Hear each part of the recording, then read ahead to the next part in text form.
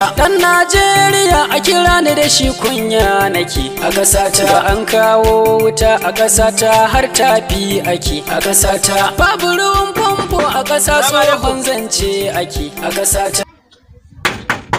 Salamu alaikum. To ko yana ce na tabbaci. Salamu alaikum Malam Tsala.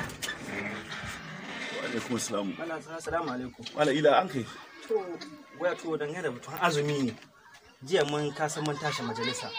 To bayan mun watsi sai ga sanarwar cewa ba a ga wata ba. Abinda mai martaba ya bada sanarwar cewa za a ƙara azumi guda.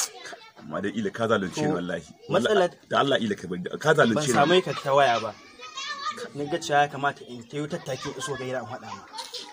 Ila ba kai ma aji ka mance ban shigo gidan gaba. Sai da ni samu labarin an ga wata cikin shi ga kusan wuri hudu an ka samu ganin wata. Sai ban shigo gidan sai da an ga wata tuni kwanta. Saboda ila ka zalunce ni wallahi ila. To a yanzu wannan ganin wata an kai. Shi kuma mai martaba ga sanarwar da ya bana. Sai an ƙara cikin azumi. Mai martaba aka wa azumi ko Allah aka wa azumi? Allah aka wa azumi. Amma ai Allah ya ce abi shugabanni. Abi shugabanni in sun bi Allah. In kuma sun ka fandare ma Allah kai ma ka fandare musu ba laifi bane gare ka. Ba ka da wanga tunanin ga rayuwarka.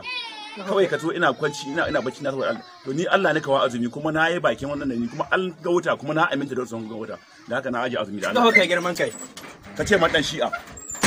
Najeriya a wanne irin hali muke a ƙasata ana kashe al'ummar nan yankin naji shiru ake a ƙasata an kashe ɗai a can na jihar da kwaya to suke a ƙasata a kashe mutum a kwace abin shi a wacce ƙasa ake a ƙasata masu tsaron ƙasa su yi fyaɗe shin a ina ake a ƙasata siyasar zub da jinin talakawa shin a ina take a ƙasata tasiri da ƙarfin mulki cin zaɓe su a ƙasata mulkin mallaka a ƙasata sai wanzo yake a ƙasata doka ba ta kan mahukunta wacce ƙasa ake a ƙasata Allah wahidi.